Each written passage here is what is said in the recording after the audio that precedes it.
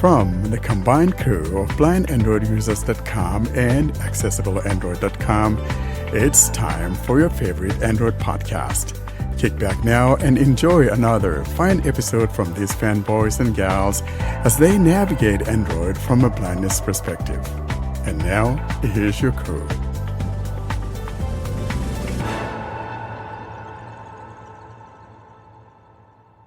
Hello and welcome to episode 198 of the Blind Android Users Podcast.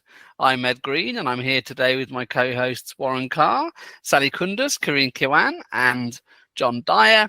And we are coming to you on Saturday the 21st of September 2024. This week, after our announcements in Android Basics, John concludes his look at the One UI accessibility settings. In our unboxing section, John unboxes the Z Fold 6, and we conclude with an app of the week where Warren demonstrates the GPS app Candle. Well, how are we all? Sally, you have a pressing engagement with a football match to watch tonight, don't you? Well, it's pretty exciting. It's Derby Day today. It's Intercontinental Derby, so super excited. And how are you? So you're going to have to tell everyone who's playing, because I know, but they won't. It's going to be Fenerbahce and Galatasaray in Istanbul. It's going to be a huge, huge one. And remember I told you last month, please, guys, everybody listen to The Summer is Almost Gone from the Temper Trap. And today, please listen to Wake Me Up When September Ends from the Green Day. Yeah. And how's the weather? All well? It's raining today and it's kind of windy and the weather is changing, and as I'm changing, so kids are back to school and I'm kind of getting cold. My voice is getting broken. This is the very first day that I'm feeling it, but I hope it won't get any worse. Oh, let's hope not. Yeah. Karine, how are you? Well, it's not a secret that things here are not going well security-wise. Until this moment, I can say that I'm still in a safe area. Until this moment, nobody knows how things will develop, actually. But I want to thank everyone who asked about me during this terrible week, and I want to thank everyone who is praying for Lebanon and for me. So yeah. And we very much are, and that situation stabilizes itself, and that this all comes to an end. John, how are you? I'm good. As we've noticed from the intro, I received yet another device this week. I don't know how it happened. It just showed up here. But yeah, I have a problem. So yeah, yet another phone. But speaking of new phones, I know it's a day late, but I want to wish every body in iOS land happy iPhone Day. I know my wife got a new one, and yours did as well, didn't she? Mine did, and so double divorce papers next week, I imagine, for that. Yes, we actually went to get Katie Kinsey's. We pre-ordered it and picked it up from the Apple Store in Westfield in the queue of all the Apple fanboys and girls. What was very funny, well, there was one guy behind us who was just super excited to be getting his phone, but there was a woman who also thought that because what they do is they send you a time you show up, or you pick your time when you pre-order, and that's when you're supposed to go. And this woman was there at what she thought should be pickup time and was in a long queue and was asking everyone in front of her when their appointment was. I think she was trying to skip the queue. So if she was 5:45 and someone in front had said 6:30, I think she would have tried to jump. But then someone from the Apple Store just came out and told her to calm down. It was very, very funny. Warren, how are you? I'm doing good, and I'm glad I have a faithful wife and not like you guys on being on the fruitvale side of things. I'm a little bit perturbed. But frankly, I'm glad you guys were able to get those gals something that they like. I think too many times we kind of like do things for ourselves, and I know my wife doesn't care about new stuff, but I've been wanting to get her one for a while, but she's not like what she has is okay. Other than that, though, I'm doing well. We got a very funny story here. Somehow, someone dumped a couple of puppies in our yard early Tuesday morning at like 12:30 or whatever in the morning, and our camera picked up on on the person, and so we didn't notice that. And I was cutting down sunflowers on the side of the house because they kind of ripened, and I was cutting them down, and lo and behold, there beneath the sunflower, a couple puppies huddled together. And so I'm like, oh my gosh, what in the world am I going to do with these? And they looked scared and hungry. So I went into the house, got some milk, my daughter and I, and we gave them milk. They lapped it down, and then we brought them food, and we took them to the backyard. And I called the city the following day, telling them if they could come get them. They said, well, you already have them. We believe you already have control. If they were running loose, then we would have come to get them. So I wound up having a couple dogs, puppies, and I'm like, gosh, we don't need two more puppies. And so I had my wife post things on the social networks, and some lady said she was going to come the day before, which was Thursday, to get them. She didn't show up, and yesterday she showed up. So I'm glad I got those dogs out of here, but yet we kind of love them. I kind of was getting attached, and my daughter was a little bit teary-eyed about those puppies going away. So that's how my day has been, or my week has been. Yeah. So whoever left them in your yard is in the doghouse then? Well, someone left them, but so here's what happened.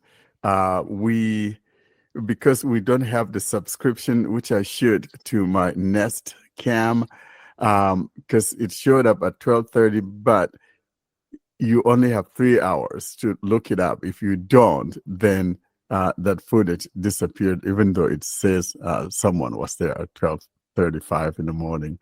But we believe that's where that thing came from. It's unbelievable. Yeah. But you still get to see the clip, right? It's just you don't get the 24-hour coverage without the plan, I think.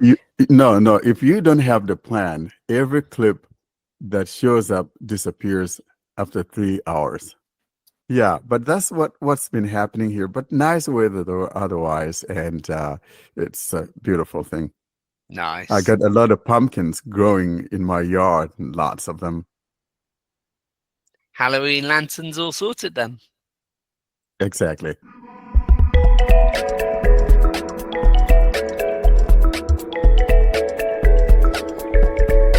And now, the announcement segment.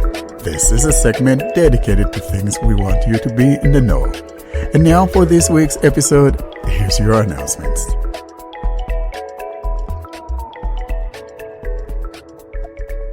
And now we turn to our announcements section. Does anyone have anything?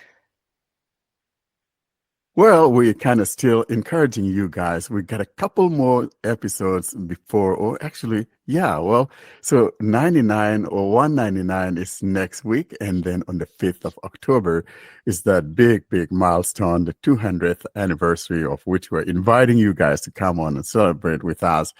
Looking forward, though, to seeing you guys. Bring your stories, bring whatever you want to talk about. It's an open forum, and I'm excited about it. How about you guys? Ed, are you bringing some beer? I know you're a beer boy. I will. I definitely have beer. All sorts to look back on, aren't there? Like, we'll just generally catch up with everybody, but how things have changed since we've been on. The phones, the issues, the apps, all sorts we could talk about. So do come along, and we can look over the 200, and do join us. Our friend John, who had an interview on Double Tap, which was something great. I personally enjoyed listening to it from the beginning till the end.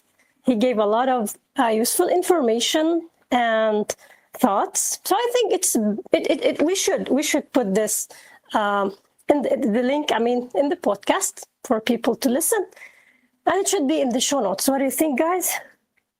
Yeah, we can do that. John's appearance on Double Tap, talking about Talkback 15 it was. Yeah, that's gonna be nice.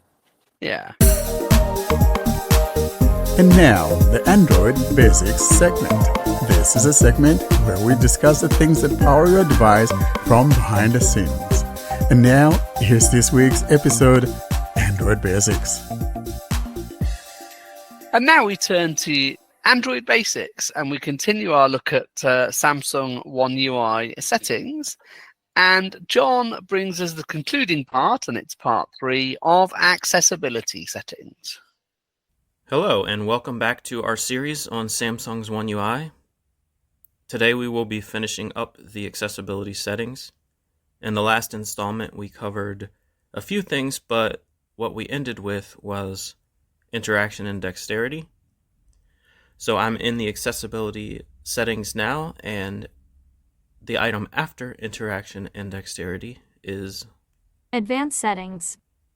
So I'm going to go in here. Advanced settings. Navigate up. Button. Advanced settings. Accessibility shortcuts. Heading. The first section here are the accessibility shortcuts. So the first one Accessibility button/gesture. Reading mode. is the button or gesture. I'm going to go in here. Accessibility button/gesture. Navigate up. Button. Now this is a button that appears in your navigation buttons to the very bottom right if you use navigation buttons. But if you use navigation gestures, then the gesture to perform it is to swipe up from the bottom of the screen with 3 fingers if you have Talkback enabled, or to swipe up from the bottom of the screen with 2 fingers if you do not have Talkback enabled. But also, if you would prefer, you can have a floating button if you don't want to have to use the gesture. It's probably worth pointing out that you can also assign this shortcut to a Talkback gesture. So if you go to customize Talkback gestures, you can assign any gesture you want to accessibility shortcut, and that will trigger this shortcut if that's easier for you than swiping up from the bottom of the screen with 3 fingers. So that's how I do it. Accessibility button/gesture. Select actions. Reading mode. So here is where you would go to choose which services you want to be tied to this shortcut. Samsung does this a little bit different than stock Android. If you have multiple services assigned to the accessibility gesture or button, anytime you do the gesture or press the button, you will be presented with a choice to choose which service you want to run, or which option you want to toggle on or off. This is how the regular shortcuts behave, the hardware key shortcuts behave. And maybe Samsung did this to simplify things, but in stock Android, you're able to have a default service even if you have multiple services assigned, which is different, but it makes it consistent with how the other accessibility shortcuts behave. Location. Heading.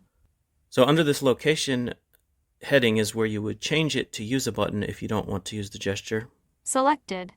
Radio button. Swipe up with 3 fingers from bottom of screen. Not selected. Radio button. Floating over other apps. And I'm going to temporarily switch it to a floating button just to show you your options. Selected. Floating button settings. Heading. Size. Large. You could change the size, Fade when not in use. On. Switch. whether you want it to become transparent or not. Transparency. Then you can adjust the transparency. And those are all the customizations you have for the floating button. I'm going to back out of here. Advanced settings. Accessibility button/gesture. Reading mode. Then below this, you have the other two accessibility shortcuts. Side and volume up buttons. None. This is the extra accessibility shortcut that Samsung has added to their devices. Going in here, Side and volume up buttons. Navigate up. Button. you're just presented with a list of the services you can assign to it. 1 of 29 checked. Reset. Button. Choose what to use when you press the side and volume up buttons at the same time. Not checked. Accessibility. Not checked. Talkback. Not checked. Magnifier. Not checked. Magnification. Checkbox. So as you can see, there's a list of all the services. And of course, depending on which apps you have installed, your list is going to look different from mine. And as I mentioned previously, if you have multiple shortcuts or multiple services assigned to this shortcut, then anytime you perform the shortcut, it will give you a list that you'll have to choose which service you want to use. Backing out. Advanced settings. Side and volume up buttons. None. And then after this, we have Volume up and down buttons. Talkback. the standard accessibility shortcut in Android. And again, if I double tap here, it'll take me to a list where I can choose which services I want tied to this shortcut. Notifications. Heading. Then we have notifications. Flash notification. Going in here, Flash notification. Navigate up. Button. Flash the camera light or the screen when you receive notifications or when alarms sound. so if you're hard of hearing or can't hear at all, or you just want your phone to light up when you get a notification, here are your options. Camera flash notification. So here you can have the camera flash light up when you receive notifications. And if I double tap here, Camera flash notification. Navigate up. Button. and this takes us to where we can Camera flash notification. turn on this setting here, Off switch. which we could have also done from the previous screen because the switch was there. But if you go in here, you have customization. All apps. On. Switch. You can have all apps on, Add voice. On. Switch. or you can go through your list of apps and turn on or off each one depending on which ones you want to flash. Flash notification. Camera flash notification. I've backed out, and below the camera option we have Screen flash notification. Off switch. the option to have your entire screen flash, and I'm going to turn this on so we can see the options. On. Selected. Radio button. All apps. Again, you can customize which apps, Yellow. Change color for all apps. Button. and then you can change the color. Not selected. Radio button. Selected apps. Preview. Button. And then there's a preview button down here you can press, which will flash the screen and or the camera, depending on how these settings are set, just to show you what it's going to be like. Backing out of here, Advanced settings. Flash notification. the next advanced setting we have is Time to take action. Default. Time to take action. Navigate up. Button. and I'll let it tell you what it does. Choose how long to show messages that ask you to take action, but are visible only temporarily, such as temporary on-screen notifications or the volume controller. So any action that supports this will be adjusted by these settings. Some video players might have their controls go away after a certain amount of time, as it mentioned also for the volume panel. This sort of thing where certain controls go away after a certain amount of time, you can adjust how long you want them to stay. Selected. Radio button. Default. And here are your options. Not selected. Radio button. 10 seconds. Not selected. Radio button. 30 seconds. Not selected. Radio button. 1 minute. Not selected. Radio button. 2 minutes. And that's the last option. So backing out of here. Advanced settings. Time to take action. Default. Time to take action was the last in this section, so I'm going to back out of advanced. Accessibility. Advanced settings. Next we have, Installed apps. 1 of 13 apps are in use. and this is where you can go to see all of the apps you have installed or services that are built in to your phone that you can turn on and off. Installed apps. Navigate up. Button. So I'm just going to open one to show you what it's like. Joshua Light. Off. Joshua Light. Navigate up. Button. Joshua Light. Off Joshua Light. Switch. So if it's a service that you can turn on and off, you'll have the switch to do so here. Joshua Light shortcut. And then below that, you'll have where you can assign an accessibility shortcut to it. Off Joshua Light shortcut. Switch. And then a switch to turn the shortcut on and off. Below this will just be a description of the app or service. And then sometimes there will be a settings button to take you to the settings for that app or service. Backing out. Installed apps. Joshua Light. Off. And backing out again. Accessibility. Installed apps. 1 of 13 apps are in use. Below this we have About accessibility. Accessibility. Navigate up. Button. and this just tells you the version of accessibility, whatever that means. App info. Button. Accessibility. Version 15.5.00.25. So you can go to the app info if you want to from here, or just see the version. Backing out. Accessibility. About accessibility. And then the last thing in accessibility is, Contact us. and all this will do is take you to the Samsung Members app, which is where you go to report all of your bugs and issues on Samsung devices, including accessibility. So this brings us to the very end of this very important accessibility section. I will now send it back to the crew for further discussion. And John, was there a change to a One UI version fairly recently where sort of the shortcuts moved from advanced settings? Or sorry, moved to advanced settings? No, I don't think there No? has been a change recently. What you might be thinking of is recently they changed something about accessibility settings that made it so if you were jumping through the hoops to install Google's version of Talkback on a Samsung phone, you would have to go into the advanced settings to find to assign the shortcut that way, whereas you didn't used to have to do that. It might well have been that. Yeah, you can probably edit that out then. Yeah, I think it was that. You know what I like with that Samsung one, though, is the fact that you could assign several accessibility functions or services to a given shortcut. And then when you activate that, you could choose which of those you would like to activate.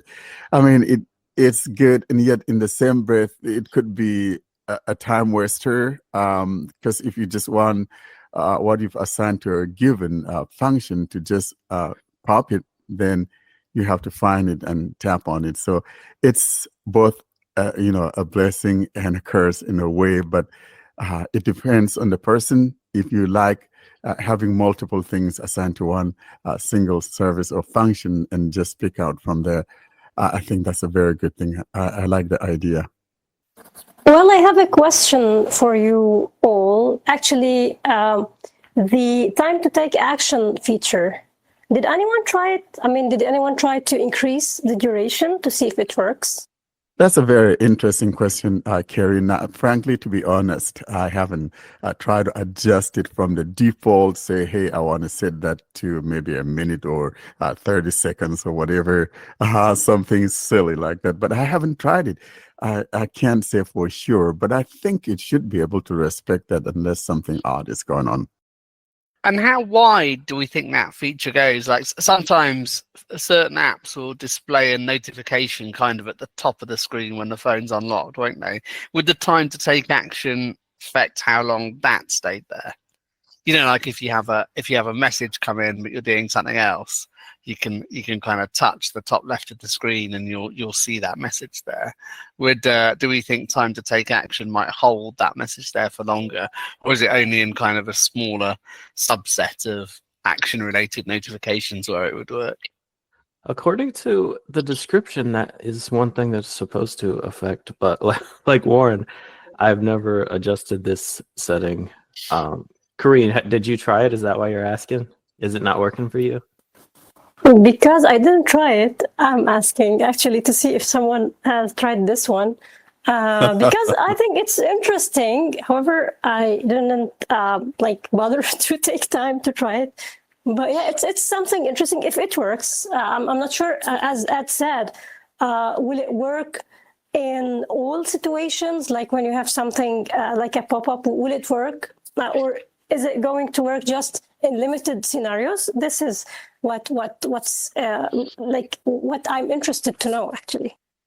I think, though, that this thing is specific, though. I think it's mainly Ed that's answering your question. I don't think it will have anything to do with your notifications, because your notifications are always there. I think this has to do with those messages that pop up at the bottom of the screen. And if you want that, extended, I think that should be able to do that, giving you time to take action to that toast notification.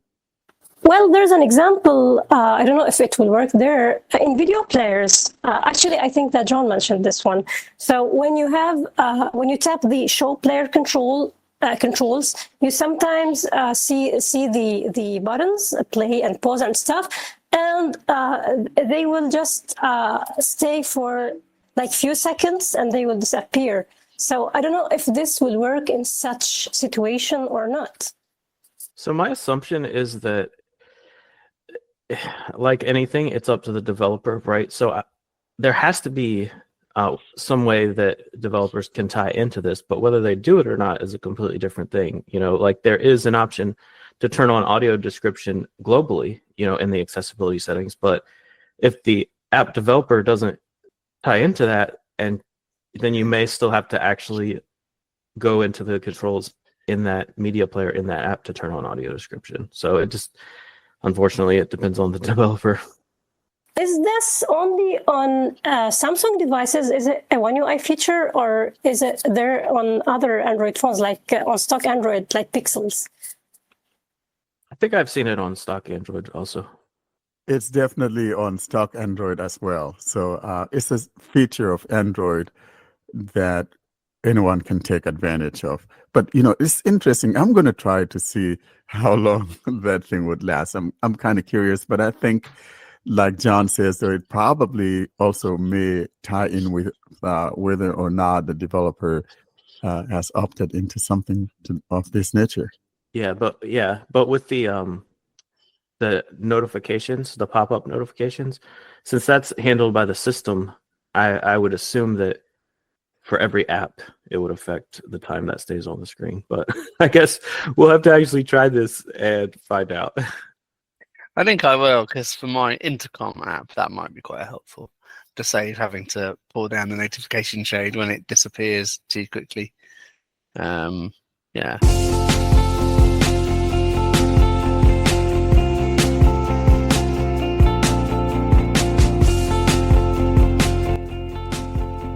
And now, the unboxing segment. This is the segment dedicated to the unboxings of phones, tablets, watches, or any hardware device having to do with Android.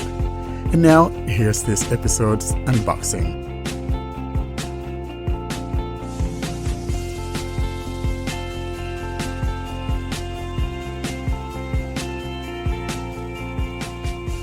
Now we resume our unboxing section, and John unboxes the Samsung Galaxy Z Fold 6. Hello, and welcome to this quick unboxing of the Galaxy Z Fold 6. I wasn't planning on getting this, but I found it on sale and snatched one. And here we are. I'm going to go ahead and describe the box first. So these ship unfolded. So the box is probably it's a square. It's about 6 inches by 6 inches, and then the thickness of it is about just a little over an inch. And it's no surprise, that's because there's no charger in here. But I'm going to go ahead and pull these tabs off, one on each side. That's one. That's two. I'm going to take the lid off here. And let's see, so in the lid is the charging cable and probably a SIM tool, but I'm just going to get this cable out of here. It's got cardboard around it, and then it's got cardboard tabs you need to pull. One on each side of the cord.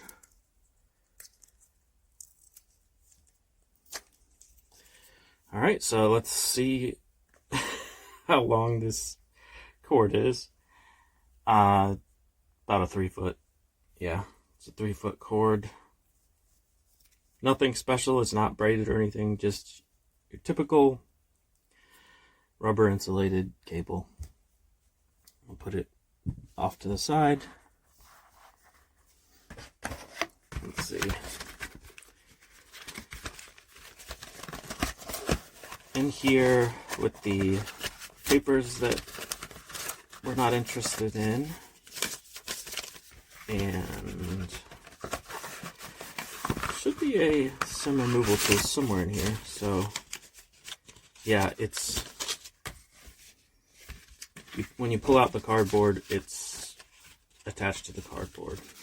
So now getting to the phone, I go ahead and lift it out of here. I got the navy color, so it's a dark blue. Let me get this. So it wasn't wrapped up, it just had the covering on the screen, which I peeled off. Wow, this feels much thinner than I remember. The last Fold I had from Samsung was 2 years ago. It was the Fold 4. And it's been almost 2 years since I've had it in hand. So I'm going to go ahead and fold this thing. Actually, let me see before I fold it. So the reason they ship these things unfolded is because it comes with virtually no crease. You cannot feel the crease on the screen. And that's because it hasn't been folded yet. So I'm going to go ahead and fold it. Okay, I'm going to unfold it. Yeah, so it has a satisfying fold and a satisfying open. It kind of locks itself in position.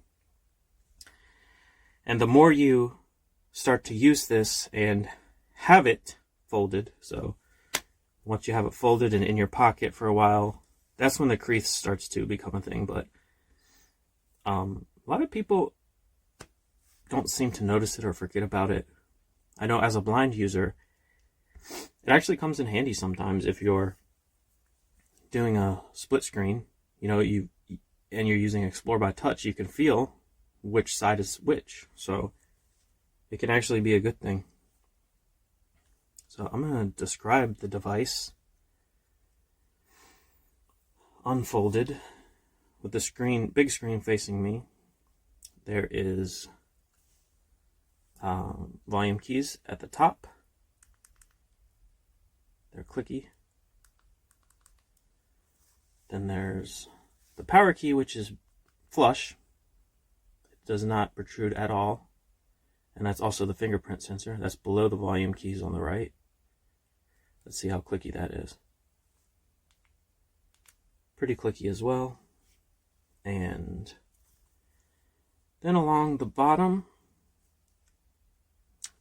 on the right side, is the USB-C port.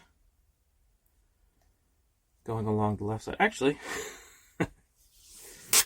I was wrong. There is also a covering on the back, but just covering the screen part. So let's see. Yeah, there's just a sticker on the actual back of the phone. So now that I have all that removed, I can continue. It feels like along the left side, there's a SIM tray near the top. So all this along the bottom is speakers and microphones and a USB port. And then along the top, also speakers and microphones. And then closing it, the screen on the front of this, I forget the exact size of it. I think it's around 6.5 inches. But it's more narrow than a standard smartphone. Turning it over to the back, we have 3 cameras. So it feels similar to an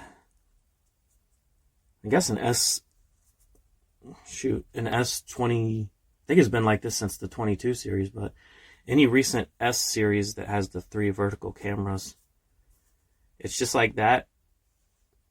That's what it feels like, except the cameras are on so there's a camera bump and then the lens that protrudes from the phone, and then each lens protrudes from that camera bump a little more.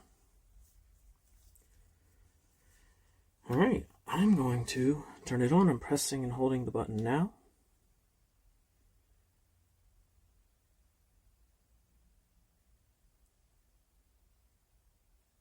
And wow, I had to hold that a long time.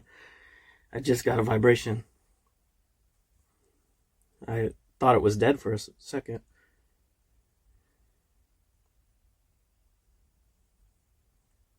Still booting up. Just to describe the feeling of the device, the back has actually, it all feels kind of matte. Nothing feels too glossy. I think the edges of this might be titanium. Don't take my word for that, but they feel solid. The edges are also much flatter than what I remember. So yeah, a little iPhone E, but the corners they're still rounded on the corners, but they're much sharper corners, if that makes any sense. The curvature is much quicker around the corners. All right, I'm going to try all the shortcuts to make sure the screen is on. First, I'll try the 2-finger hold. Fingers are on the screen now. To turn on accessibility mode, continue holding the screen with 2 fingers until you hear a beep. I let go. I did not continue to hold. Let's try the press and hold both volume keys. Press and hold both volume buttons for 3 seconds to use Talkback. I am not going to do that again because the shortcut I want to use is side key and volume up. Whichever shortcut you use during setup will be saved as your default shortcut. So I'm going to do that one. Press both side and volume up buttons quickly to use Talkback. Speak items on screen. Talkback on. Use volume buttons for Talkback. Pressing both volume buttons for 3 seconds turns Talkback on or off. You can select a different function in Settings, Accessibility, Advanced Settings. Don't use button. Double tap to activate. I'm going to hit don't use because I don't want to use the volume keys as my shortcut. Welcome to Talkback. Welcome to Talkback, page 1 of 5. Allow Talkback to make and manage phone calls. Allow button. Double tap to activate. So I've backed out of the tutorial and I'm going to allow this. Samsung Setup Wizard. Welcome. English. Start button. Double tap to activate. I'm going to start setup. For your review. Not checked, checkbox. I agree to the Samsung terms and conditions, including the arbitration terms and the dispute resolution agreement. This includes agree button disabled. Not checked, checkbox. Agree to all, optional. Can I agree to all? Checked. Agree button. Device setup. On my other phone here. 9:30 a.m. Device unlocked. Let's see. Nova launcher. Gmail. To get started, you'll scan a QR code to copy accounts and settings, transfer your SIM, and more. To get started, you'll close. Setup button. So if I hit setup, it should just work. I don't think I have to Device scan a setup. QR Connecting. code. Heading. Verify the code on your old device. Heading. Heading. If they match, 635. Codes don't match. Next button. Continue setup on your new device. Settings. Heading. Verify it's you.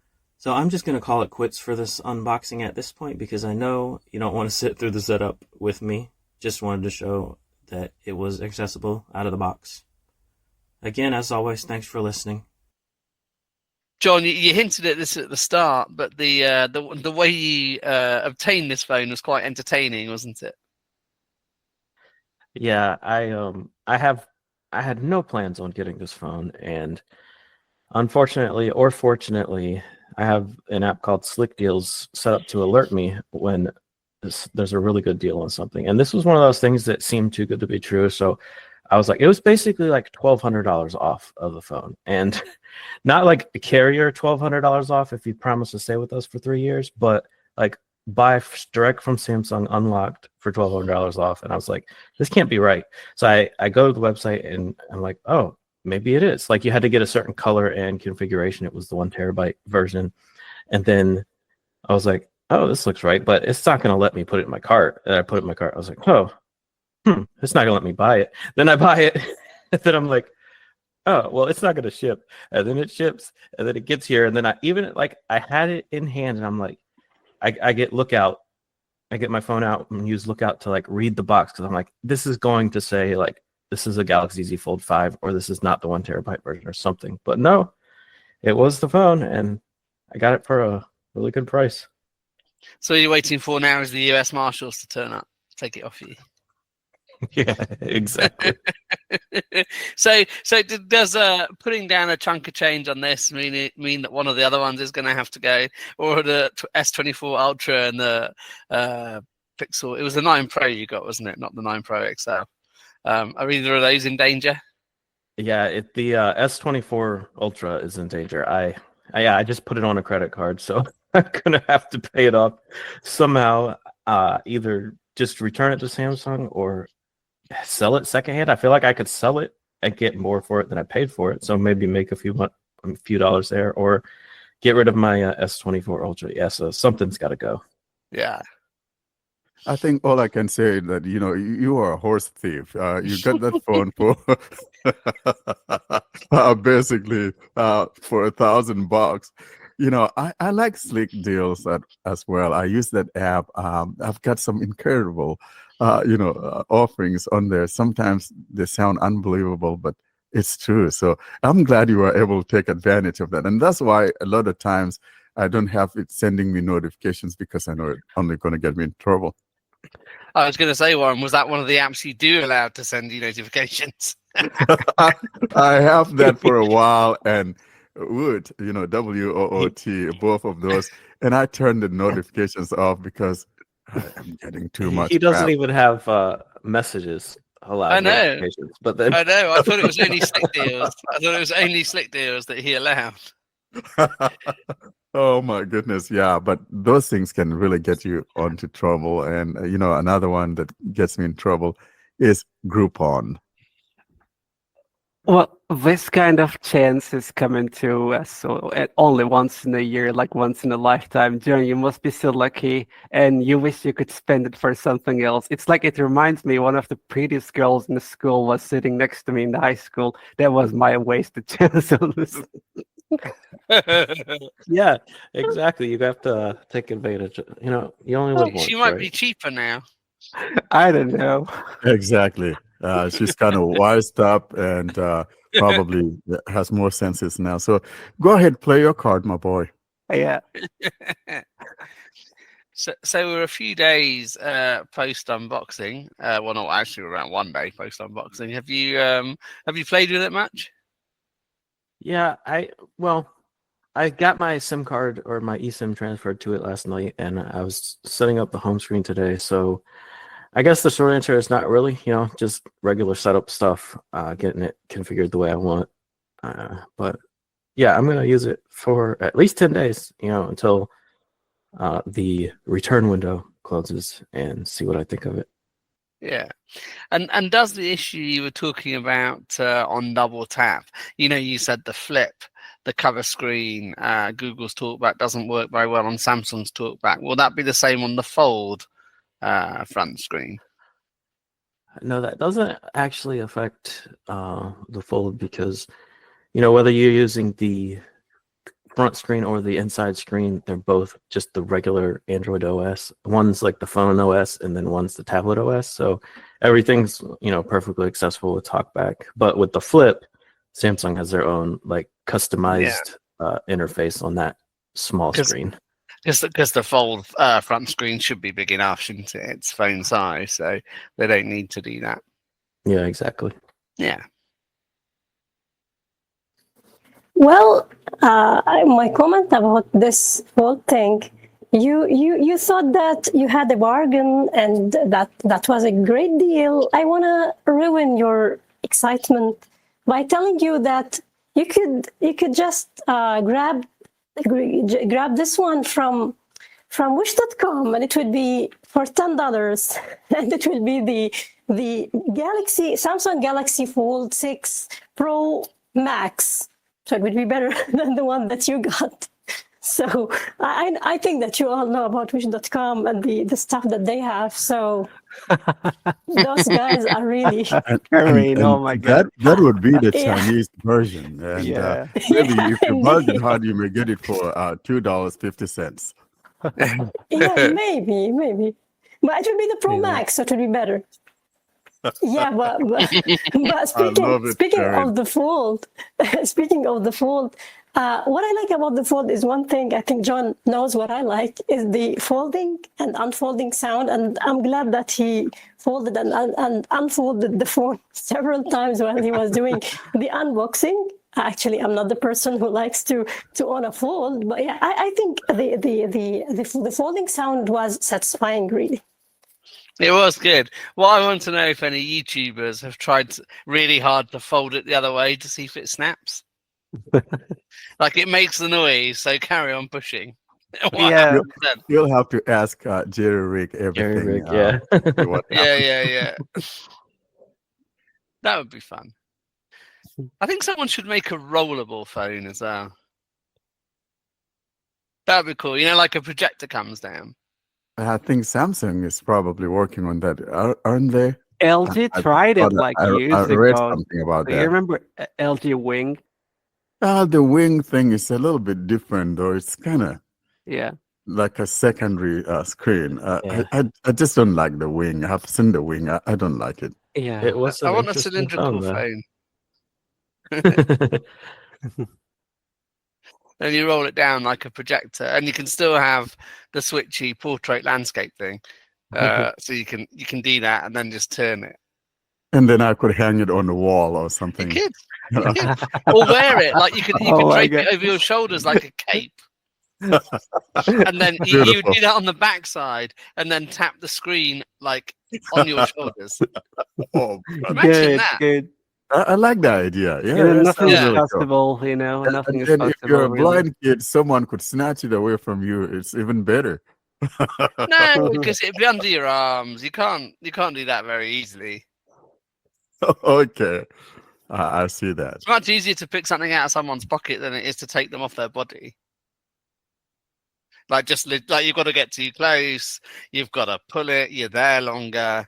Yeah, it's way easier to pickpocket someone than to take something off their body.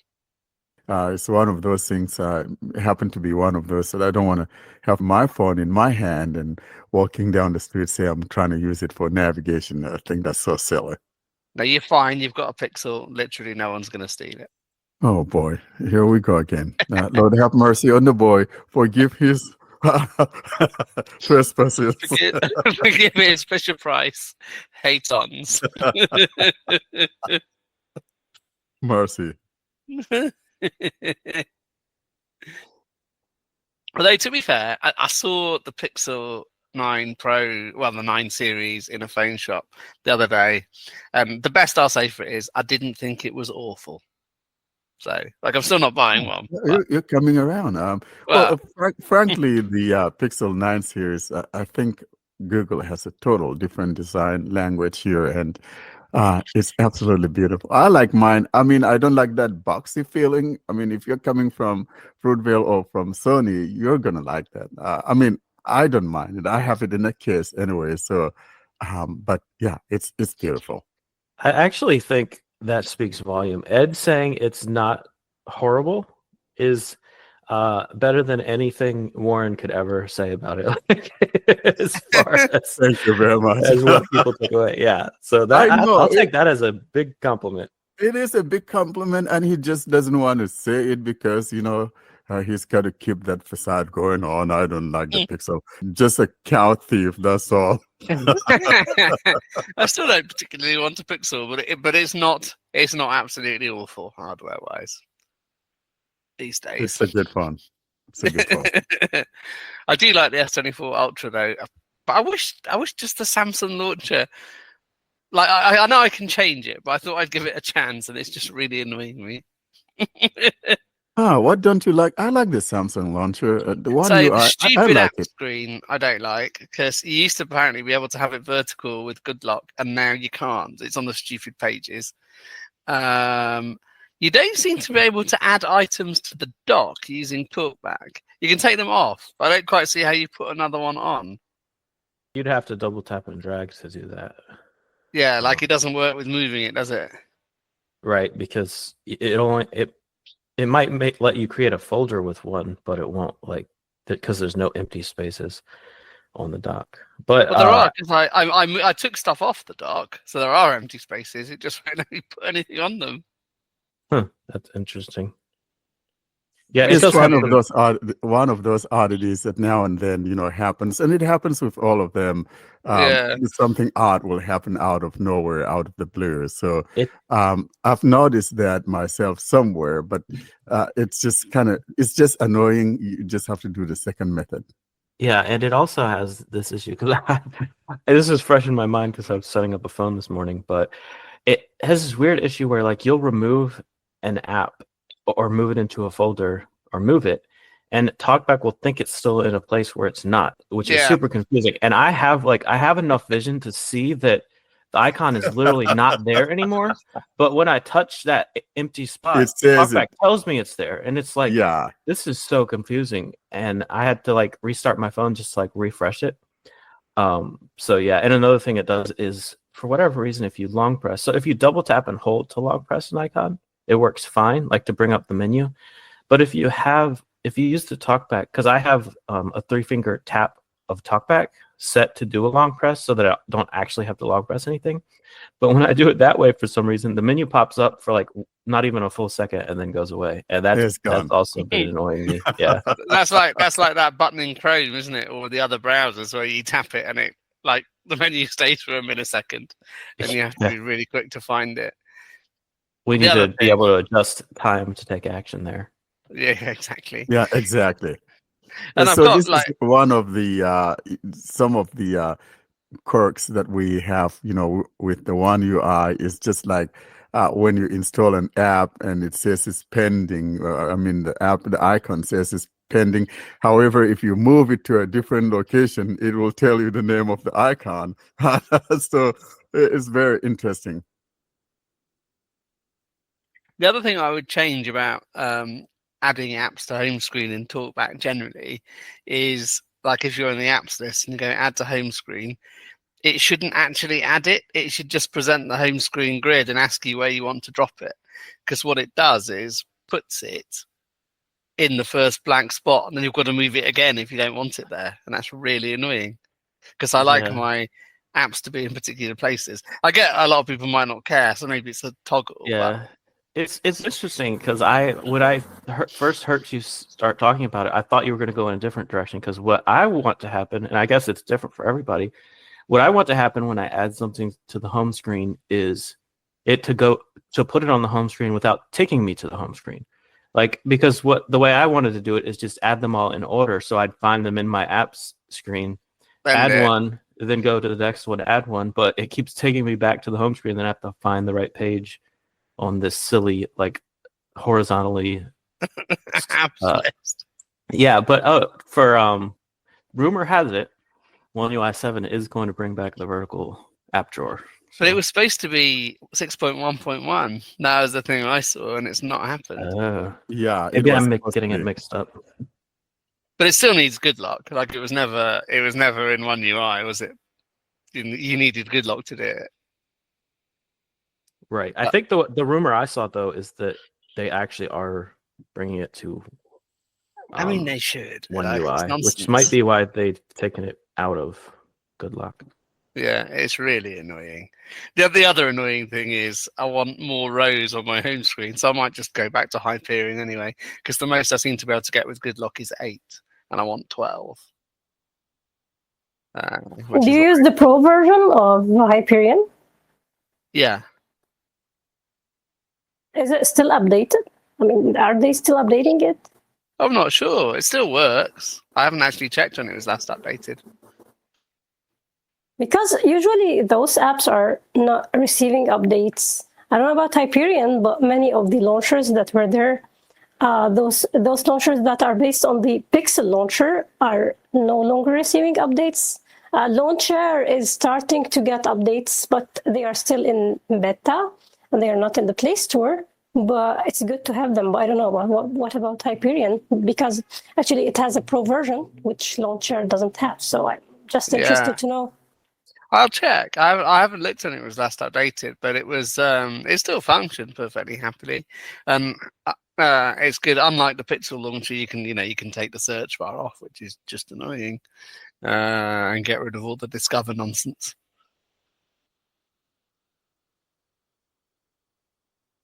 But I'll check. I think Nova still gets updates, doesn't it? And I guess Nova probably lets you increase home screen rows as well. I'd be surprised if it didn't. Well, all of them, I think, do. Or, it's just something that I don't know how. Like some built-in launchers don't have this feature, but it's something really. I mean, it's something really like it's. Like, you shouldn't think about it, actually. It should be there. But I think that the default Pixel launcher doesn't have it, right? You can't. It's how many it allows you to increase to as well. So good luck only allows you to increase to 8, whereas, like I say, Hyperion will let you go to 12. Is how small. No, I'm not talking about Samsung. I mean, if we because the other launchers are based on the Pixel launcher. So does the Pixel launcher allow the increasing of the rows and columns? I think like the most you can have is 5x6 or something. So that it does let you adjust it, but you can't add more than 6 rows. I have to check if launcher has more than that, but I think it has. Yeah, but I think that the more you have, the home screen starts to look like crawling ants, really. So I don't know about having 12 on there. That's too much. I can't see the home screen though, so I don't really care. Yeah, and why does it matter what it looks like? And the way I use my most frequently used apps is I put them all, like the ones I open absolutely most often are either in the far left or the far right. And because there are quite a lot of them, I like the 12 columns, and then stuff I'm not so bothered about can go in the middle. And then I'm pretty accurate with the touch. Where they're located, yeah. I actually have the app screen, so I use Good Luck to customize the app screen on my tablet. And I guess they allow for more on a tablet, because I don't know if I have 12 rows, but I might. Like, I have it set to the full amount so that I just never have to turn pages on the app screen. Like all my, because I don't have as many apps on my tablet, and like all my apps are just on one screen when I open up the app screen.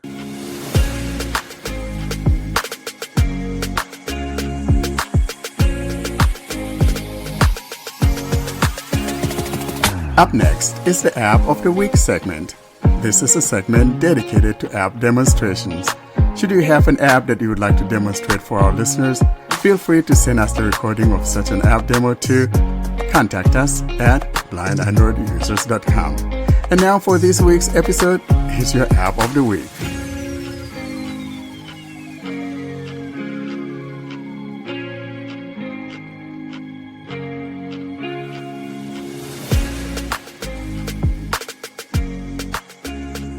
And now we conclude this episode with an app of the week. And Warren waxes lyrical about Candle GPS.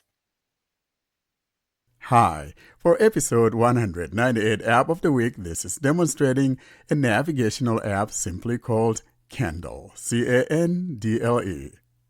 A candle to light your path. This is coming to us via a developer from Germany by the name of Andreas. I have tried this app and I'm demonstrating it to you today. And I do want to mention here in passing that there are some shortcomings with this app. And most importantly, that's the fact that it lacks the speaking out of your directions using a TTS output, which is a major shortcoming in my never to be humble opinion. I am on the play page of the app and I'll now navigate to the about, and I'm demonstrating this on my Pixel 9 Pro XL. I'll now navigate to that about and let's hear the description of the app. About this app heading. Google Play Store. Candle details out of list. Accessible navigation app for the visually impaired. Discover seamless and accessible navigation with our app designed specifically for blind and visually impaired users. Our innovative solution empowers you to effortlessly save points of interest and navigate with confidence to your desired destinations. Engineered with full Talkback support, our app ensures complete voiceover functionality, making it exceptionally user-friendly for those with visual impairments. Experience the freedom of intuitive navigation tailored to meet the unique needs of visually impaired individuals. Whether you're navigating daily commutes, running errands, or exploring new places, our app offers the perfect blend of simplicity and reliability. Embrace a world where visual limitations no longer hinder your mobility and independence. Join our community of users who have found enhanced mobility and confidence in their daily navigation. Download now and redefine your navigation experience with our accessible app, where every journey is made easier. And that's the description of the app. I'll go back. Play Store. About this app heading. And now I'll scroll back to the top and tap on Open. Open button. Candle. Main menu, heading out of list. We're now in the menu eye of the app, and I do want to mention here in passing that there are no ads whatsoever, and that's the beauty of this. And so once this shortcoming that I mentioned earlier on got fixed, then I think we'll have a great app here for navigational purposes. I am in the menu eye, and there are no buttons here to speak of besides the one on the top right corner, which is like the settings, is called Configuration. Configure or change settings of the app button. And moving down from there, Main menu, heading. We've got Main menu, and below that, from left to right across the screen, Navigate to address button. we have a navigate to an address. So basically, if you tap here, though, you will be entering the address to the place that you want to navigate to. Before we get to that, though, we have some 6 buttons here arranged from left to right. There are 3 rows or 3 columns of that. So 1 to the left, 1 to the right, and then below that, 1 to the left and 1 to the right. And then on the 3rd row, 1 to the left and 1 to the right. Here are the buttons that I'm talking about. The first one on the left, Compass to north button. we have a compass, which means if you tap here, it will tell you the direction that your phone is pointing at. And then to the right of that, Save current location in your favorites button. you could tap on that to save your current location as a favorite. Now, below that compass, Record a track for later use button. there, and to the right of that, Point of interest radar button. and below the recording of your track is, Share your location button. and the last button to the right. About this app button. Those are the 6 buttons we find below that button that says tap to navigate or enter an address to navigate to a place. At the bottom of the phone, however, we've got a total of 6 tabs. Starting from the very left, though, is the overview, which is on by default. And going right, here's what we got. Overview screen, tab 1 of 6, selected. Moving right, Location screen, tab 2 of 6. right, Root screen, tab 3 of 6. right, Voice pin screen, tab 4 of 6. right, Point of interest screen, tab 5 of 6. and the last tab on the right. A radar which show locations in the given direction, tab 6 of 6. Those are the only tabs that we have there at the bottom.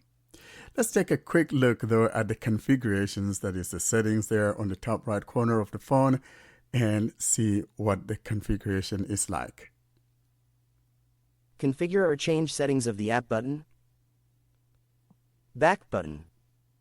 New screen opened, settings screen. Gives you a little bit of hint, and this is something that some people have complained about. That's a little bit too chatty, and maybe the guy could kind of cut back on that, or make it a toggle to where if you want to hear those hints, you could hear those. Now let's move on and see what we have here in the configuration page. Configure the buttons on the overview page. And below that, On compass on home screen switch. so the compass is there on the home screen. If you don't want it, you could uncheck this, basically turning it off if you don't want that on your home screen. Those are the 6 buttons I was talking about in the overview tab. Moving on down. On location switch. Next. On point of interest radar switch.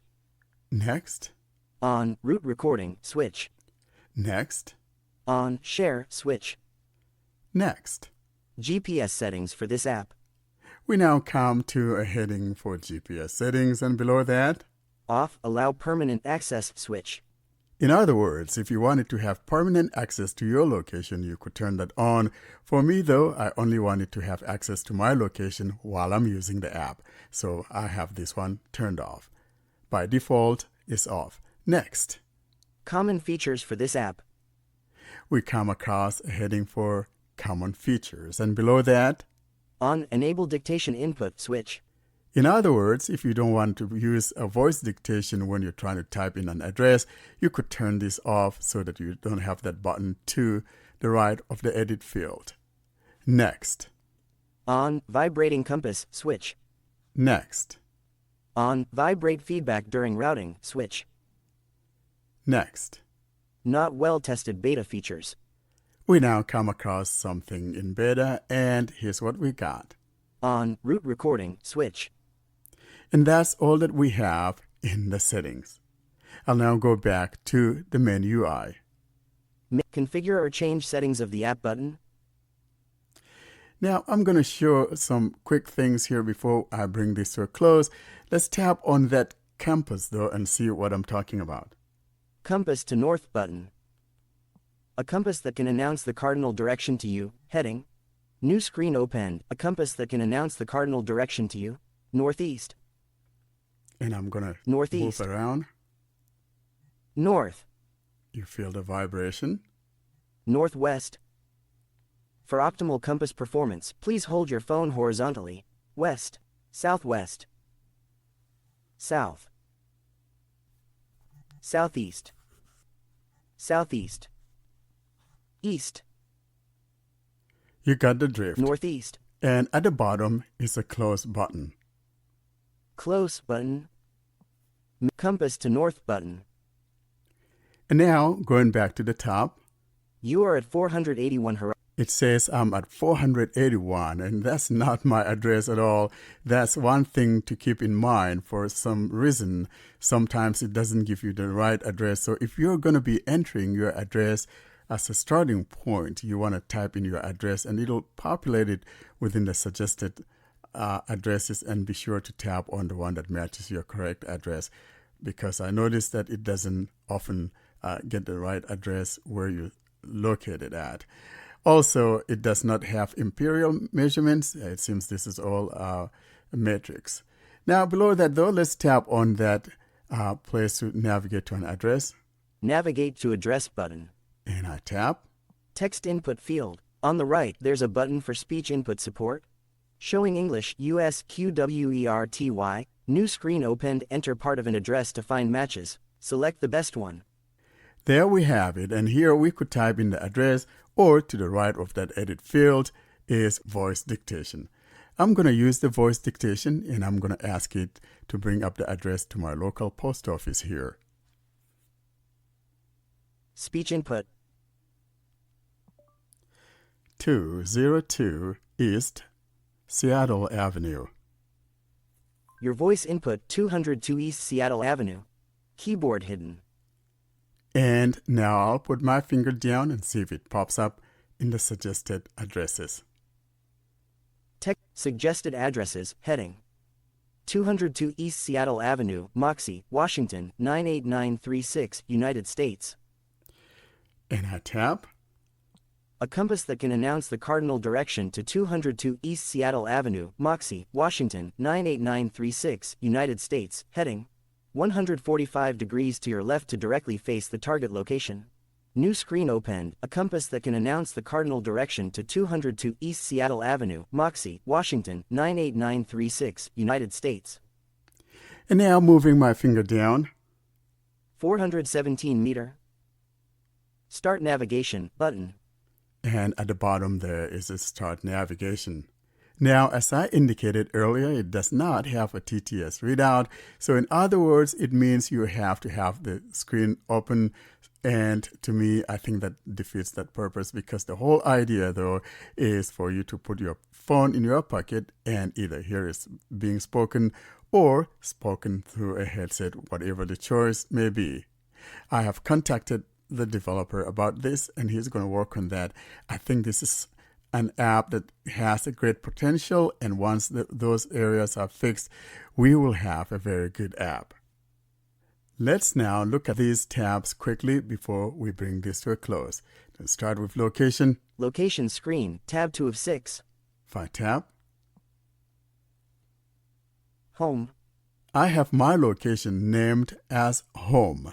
Now, above the tabs at the bottom, the one at the bottom right, the last tab on the bottom right, above that is a button that says Button, give the location a name to save it in your favorites. You could tap there if you haven't given it a name Detected yet. You tap icon, on that image, and then you just add the name of the location. So it's not just showing the address, but whatever name you decide to give it. Now, moving from location, the third tab we have. Root screen, tab 3 of 6. And if I tap here, looks like you haven't recorded any routes yet. Discover the joy of seamless navigation with Candle's route recording. Record your journeys from exploring new destinations to returning to familiar comforts. Start today and let Candle guide you confidently every step of the way. Experience the freedom of reliable navigation right at your fingertips. And now let's move to the fourth tab. Voice pin screen, tab 4 of 6. Tab. Recorded message 9 meters away, house door entry. New screen opened. And that's where you could record, like, hey, when you get to your house, it could just tell it to you that, hey, you're now at your door. And that's what I did with mine. So it's telling you what I called mine. So when I get here, it will tell me my door is this way or that way. Let's move to the next tab. Point of interest screen, tab 5 of 6. And if I tap, we got some suggestions. There are 11 categories in the list below available. And they're also arranged left to right, so the rows and columns. Here's what we got. Crossing button. Bars button. ATMs button. Restaurants button. Hospitals button. Cafes button. Bus stations button. Taxis button. Pharmacies button. Audible signals button. Public toilets button. And that's the last one, and we'll leave it out there in the toilet. And now, moving to the last item on our bottom right tab, that will be a radar which show locations in the given direction, tab 6 of 6. If I tap, Northwest. Northwest, 0 nearby locations. New screen opened, location radar screen. North, 0 nearby locations. Northeast, 0 nearby locations. For optimal compass performance, please hold your phone horizontally. East, 0 nearby locations. Northeast, 0 nearby locations. Northwest, 0 nearby locations. West, 0 nearby locations. Southwest, 0 nearby locations. South, 0 nearby locations. Southeast, 0 nearby locations. I just navigated out of that window because there are no points of interest to show here where I live in a very little town. But now you have an understanding of what the app is all about, and I hope that the guy brings that TTS readout so we could hear where we're navigating to, so we don't have to be touching the screen to know where we're at. I hope you like that, and let that candle light your path. Thanks for listening. So you thought this app has a bit of potential, didn't you, Warren? I really do. I really like the thought process that was put into the app, and just a few shortcomings, as I indicated. Once those things are taken care of, I think we'll have a nice, decent app, navigational app to use. And so I'm really looking forward to Andreas working on that. He's told me he's going to work on that. Have you used it in anger? Have you been anywhere with it? I mean, I guess it shouldn't really affect accuracy, should it? Because that should be driven by the GPS receiver in your phone. But have you tried it out in the wild? Yeah, I did. I took it to the little post office here, local post office here in my area. And it was just vibrating, which meant I needed to touch to know what it's saying. And that's the part that I don't like. I want it, spoken, because like I said, I don't want to be holding my phone while I'm navigating around. I think that's so silly. I want it in my pocket, not holding my phone. And most especially, let's say you're blind, of course, maybe you have your cane or maybe you have something else in your hand. That's too much of stuff to be carrying. So I want to put my phone in my pocket, and if you have a earbud or whatever that you want to hear that direction through, that's how it ought to be.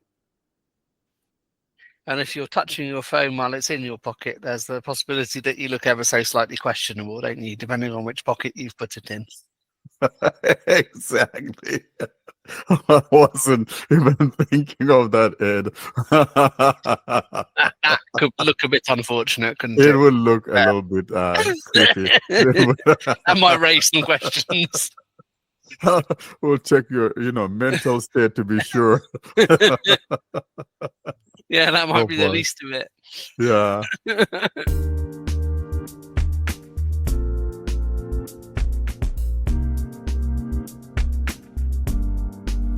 All good things must end. Thus, it's curtain drawing time, bringing us to the close of this week's episode. Coming up, though, we give you information on how to get hold of us.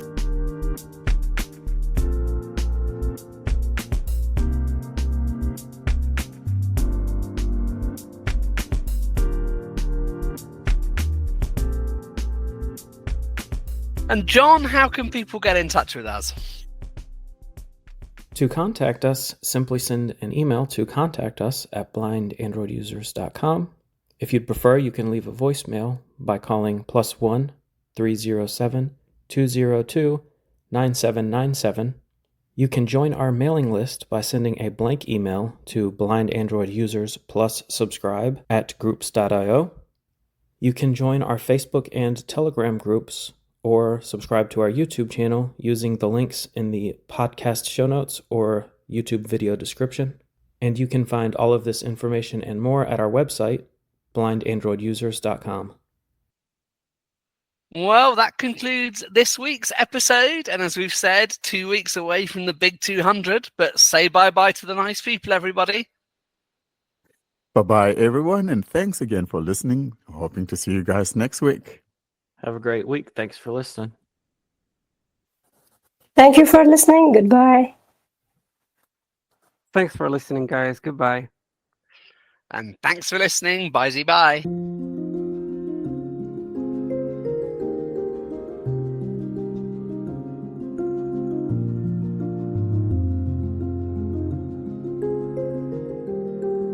Thanks for listening to another episode of the Blind Android Users Podcast.